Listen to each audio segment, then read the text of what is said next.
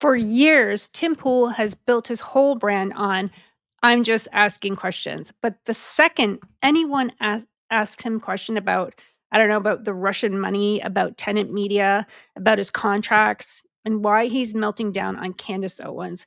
And suddenly it's shut up, you're evil, you're psychotic, you're destroying the movement.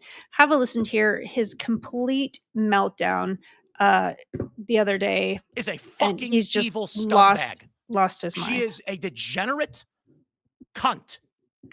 She is burning everything down and she's gloating and smiling while she does it. And you know what you fucking told me? She has no security. She doesn't fucking deal with the shit we have to deal with. She's a piece of shit. She's making everyone else suffer. And all of these fucking conservatives out there that send me these fucking messages have no fucking balls to call her out. More and more people have started doing it. They send me these fucking messages. Good for you, Tim. Good for you, Tim. I wasn't the first person to do it. I'm not going to take credit for that. But don't fucking DM me like I did something for you as you cower, as you fucking cower, scared that she'll put you on her thumbnail and claim you benefited from Charlie Kirk's assassination, which he's doing to me right fucking now. Yeah, that was the. I'm fucking done with these people. She has security, just not on the level of you. Oh, yeah, the one fat guy you mentioned with no wall and no barrier in a suburban neighborhood with neighbors. She doesn't give two fucking shits. No one's out for her. She's lying about all of this. You told me you went to her house and she's got a 4-foot wall and one fat guy, and she doesn't give a shit about her security. Meanwhile, I get bullets fired at my fucking property and I have to go live in the middle of nowhere. And I got fucking strangers coming up to my house in Maryland, breaking in. I got people showing up and beating up the residents who trying to live there. How the fuck am I even supposed to sell this property? And you know, it's all lies. It's all hypocrisy. And it is for the purpose of making money.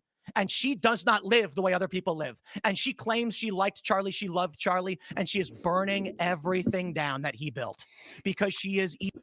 So that is Tim Pool at his finest, which I thought was a bit of hypocrisy considering that he was taking money from Russia last year and making hundreds of thousands of dollars.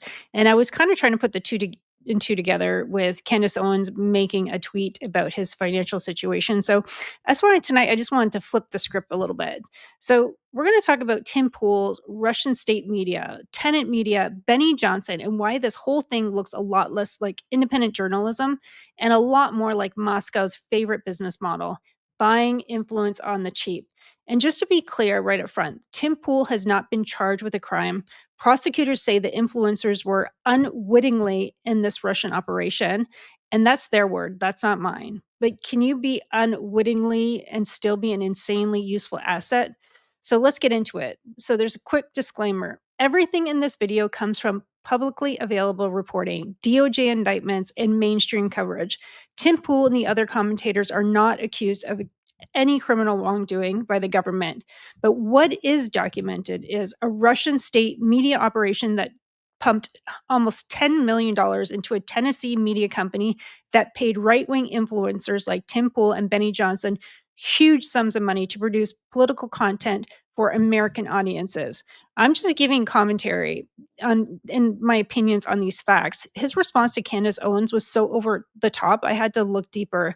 She also alluded to his financial decline. So I wanted to show this tweet here from Candace Owens.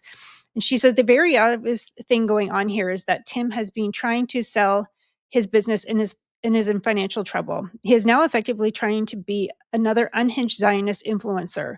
Someone please just do the deal with him. That was cute. Anyways, that's why I wanted to I needed to see the backstory on this. Where did this tweet come from? So it all stems with Tenet Media. So it's Tenet Media has branded itself as a network of heterodox commentators talking about Western politics and culture. So who's on the roster? You have Tim Pool, Benny Johnson, Dave Rubin, Lauren Southern, Matt Christensen, and Taylor Hansen. All the usual suspects from we're just the edgy truth tellers on the right wing ecosystem. But Tenet starts launching, and they just start pumping out videos on immigration and inflation, racism against white people, free speech, Elon Musk, climate skepticism, and all that stuff that plays perfectly with a certain slice of the American right. Then the Department of Justice drops a bomb. So you have two of the RT, which is the Russian Today. That was their, like, it's almost like their Today show. So it's a state controlled propaganda network, and they got indicted. The DOJ says they covertly funneled about 9.7 million over roughly a year into one Tennessee-based media company. So you have USA Company One to publish thousands of videos with hidden Russian government messaging aimed at US audiences. Reporters put two and two together. The description, the motto, the funding numbers, it all lines up. So Company One is Tenet Media. So here's what the indictment says. So, like I said, Tenet Media Company One is Tenet Media. And so the indictment is kind of alludes to that RT money, which is Russian Today money, made up nearly 90% of Tenet bank deposits. The money was laundered through shell companies in places like Turkey, the UAE, and Mauritius, and fake iPhone invoices in the wire notes. RT staff undertook fake identities, were involved in day-to-day operations, and even gave editorial direction, including asking Tenet to blame a Moscow terror attack on Ukraine and the US. So, this wasn't just some random investor. It was a covert Kremlin media project designed to push Russian narratives inside the American right. And that's not a conspiracy theory. That's Justice Department and court documents. So this is where Tim Pool and Benny Johnson come in. So how does this all fit together? According to multiple outlets, Tenet's stable of influencers included Tim Pool, Benny Johnson, and Dave Rubin, among others. The indictment describes two big commentators. One company, two commentators. So you have commentator one and commentator two, YouTubers with millions of subscribers who were brought in around early 2023. And get this, they were paid over $400,000 per month, each to produce political content for Tenet. So, and this is the Chicago Sun-Times. They dug into it and reports that commentator two, who is apparently Tim Pool, according to the reporting, he agreed to license his podcast to Tenet for $100,000 per episode. Get that, $100,000 per episode.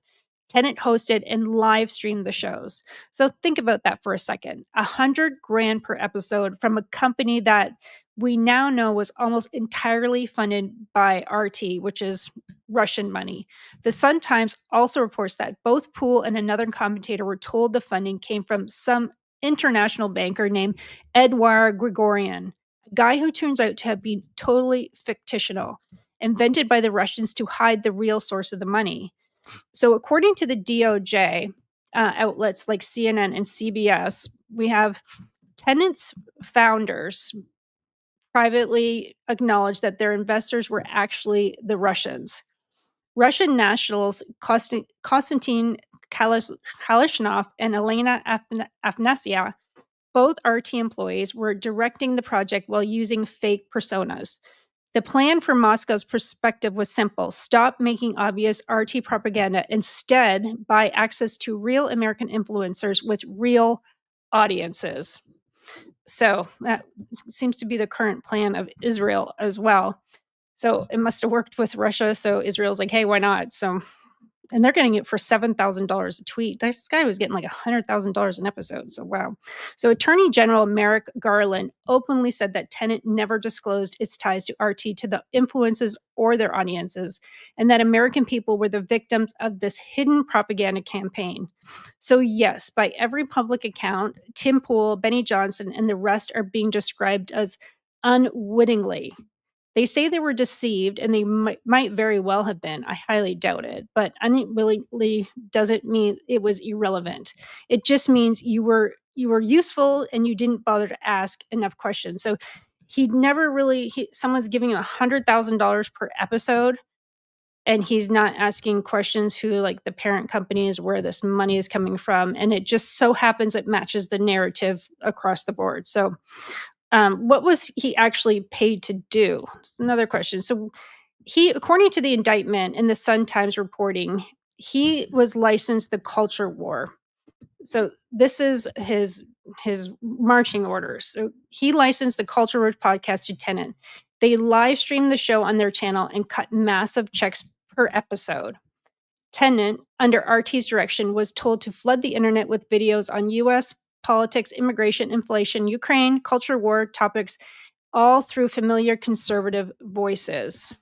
So there's his marching orders. So in one example, after the Crocus City Hall terrorist attacks in Moscow, the RT operatively allegedly told Tenet founders produce content blaming Ukraine and the United States, insisting that ISIS claiming responsibility was fake news.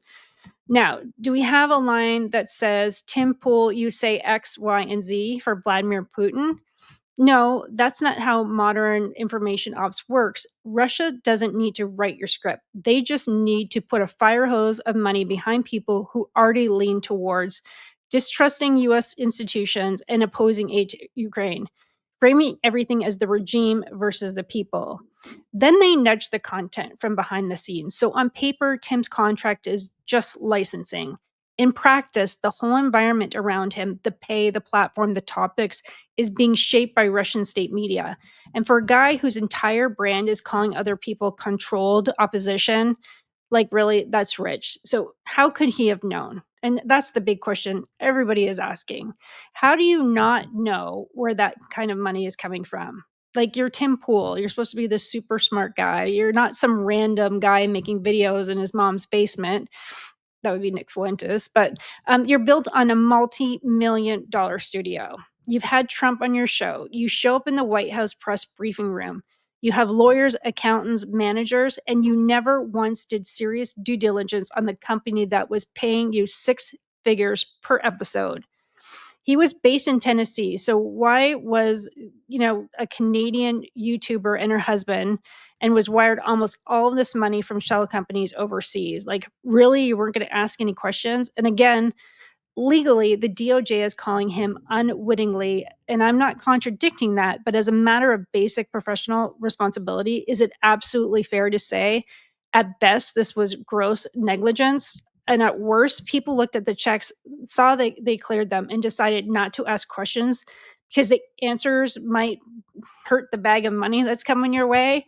And that's part of his audience. They really need to sit with that, because if you're telling your viewers that everyone else is compromised or bought or controlled, and then you end up in the middle of a documented Kremlin influence op, maybe you don't get to play that innocent outsider card. So, and like, why did Russia do this also? So this isn't just random. This is doctrine. US officials and analysts say that point of operation like Tenet is very straightforward. So why did they do this? So they wanted to amplify domestic division in the US, shape opinion against US support. So for Ukraine, boost one-side American politics, in this case, broadly the Trump-aligned right, because Moscow sees it as more favorable to Russia's interest. In 2016, they tried the troll farm route, fake accounts, fake pages. By 2024, the platforms have better defenses, so Russia shifts tactics. Stop inventing fake Americans. Start really buying real ones. As one analyst puts it, buying authentic influencers is as much better use of funds because they already have trust and reach. So Tenet becomes the laundromat, Kremlin money on one side, heterodox conservative content on the other. And in the middle, people like Tim Pool and Benny Johnson, they get paid, claim editorial independence, and tell their audience they're just calling it like they see it. From Moscow's point of view, that's absolutely perfect. The whole point is that you don't know you're watching Russian-funded content. So how did this Candace Owens meltdown, and why is he so defensive? So let's fast forward to 2025. Charlie Kirk is assassinated at a Utah campus event. Candace Owens starts digging into Turning Point USA, into donors, into Israel connections, into internal texts. She's talking about betrayal, cover-ups, gag orders. She says she's going to violate courts, the gag order, though she wasn't really had to be gag ordered because it was supposed to only be for court staff. And she's just a commentator. So she says she violated, but she really didn't violate anything. She has been obviously talking free and clear ever since then. So meanwhile, Turning Point USA publicly accuses her of spreading lies and slander, invites her to a live stream to debunk her claims, and says her theories about inside jobs and donors are baseless. And then Tim absolutely loses it on a live Timcast IRL episode. According to reporting, he goes on explicit rant, and I showed you that, and he called her every question under the book. And he all because she's questioning the narrative that Kirk and how he died. And I'm with Candace Owens on this one. So now he's trying to say that everybody that listens to her is a psychopath and they are destroying the Trump movement. But here's the cycle where his psychology goes way off on me. And it's very interesting to see because this guy is the guy who just had his name splashed in stories about Russian covert funding, just watched a company he worked with, Tenet, shut down in disgrace, is now sitting on a brand that could implode if the audience starts running the same style of deep dive on him. And this encouraged everyone to do so. Like, I'd like to see Candace Owens do a deep dive into his Russian collusion. So when Candace is messy, reckless, but undeniably persistent, and she aims her fire hose of suspicion at another pillar of conservative establishment, you'd think an independent truth teller would at least say, look, we should hear her out. Check the facts, see what's real, and see what's not. Instead, he goes absolutely nuclear. It looks like confidence, more like someone who's terrified of what happens when the base learns to question their own side with the same intensity they question the regime. Because once your audience internalizes the idea that money and influence can come from anywhere, including Moscow or Israel, and nobody's immune, that doesn't stop at Charlie Kirk or TPUSA. It comes right back to the guy with the beanie, where I come from. We call it a toque, but a beanie. He's got the stupid little beanie on. Anyways, so on top of all this, we now have Tim claiming there was a late night gunfire attack on his West Virginia property. He posts on X that a vehicle approached his home and opened fire, says no one was hurt, and that his security team is reviewing footages and will send it out to law enforcement. Outlets like People reports his claims and note that allies like Megyn Kelly and Marjorie Taylor Greene posted sympathy and outrage. At the time I'm recording this, there has been no detailed public reporting from local police laying out exactly what they found. The public record we have is Tim's account and press write-ups of that account. So I saw a guy posted on X yesterday, and he actually phoned the police department and asked questions. Has there been any shooting? Could this be true? And the police, and he has on the video, he's actually calling real time. And the police is like, no, we have no known shootings. There's nothing. They had no idea what he was talking about. So is it real? Is it exaggerated? Is it exactly as he describes? We have no idea. And I think I saw, and Candace Owens sent out a tweet, but one of the shootings was actually his brother had shot some random shots. And I think that might have been another time, but I think that might be exaggerating a little bit on this one. So I don't know. We're in the information environment where every institution is distrusted. Foreign intelligence services are actively exploiting that, and big political personalities are constantly framing themselves as both hero and victims. So when Tim's posts like things like "This is the price we pay for speaking out against evil," and titles content along the lines of "This is the end of the company or the country," and he's really threatening to shut his country down, that functions on two levels. It rallies sympathy and loyalty around him personally. It shuts down uncomfortable questions like, how did you not know where the tenant money came from? And why did you go rabid on Candace Owens instead of calmly debating evidence? And that's the thing. When you start attacking someone's like ad hominem, like going after her intelligence, and it's just, you've already lost the argument. And you're straw manning it. You're not talking about what she's talking, her points, and going up against her points. There was none. He didn't mention one of her points, just that she's crazy and that she's an idiot.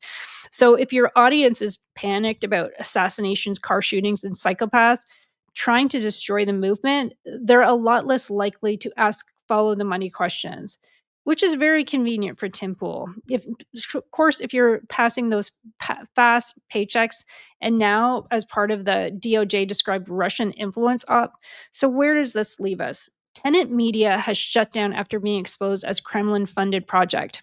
Tim Pool and other influencers say they were victims with a lot of money in their pockets. And maybe they were, but they were also very well paid. Russia's strategy is clear. Don't just spam bots, buy real influencers, buy trust, buy audiences. And anyone who makes a fortune doing politics online should not get a free pass just because they scream, I'm independent, louder than anybody else. You don't get to endlessly accuse other people of being controlled opposition and then act offended when people connect the dots about your funding. So here's my challenge. If Tim Pool wants to prove he's the honest outsider he says he is, he can start by doing what he demands from everybody else. Like full transparency, show the contracts, show the emails, show exactly how much money flowed from Tenant to Timcast and when. So, you know, he needs to, well, I don't think he cares anymore because he seemed to have gone away with it. So until then, Tim, welcome to the world that you created, where you don't just trust the narrative, we ask questions. So, guys, let me know your thoughts. Is Tim going off the handle? He's threatened to shut down his podcast. He's like, I'm not doing this anymore. And he he used the example of like, if I'm a restaurant and it costs, $10 to run it and I'm only making $9, then why should I keep running this restaurant?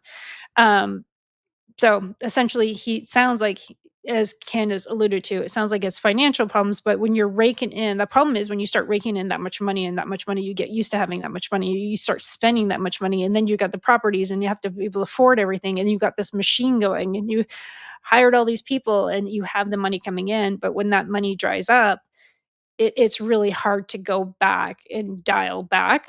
It is really hard. So I think that's where it's coming from. And he has lost his shit. So anyways, guys, please like, subscribe, share, let me know your thoughts, please hype, and I'll talk to you guys soon. Thanks. Bye.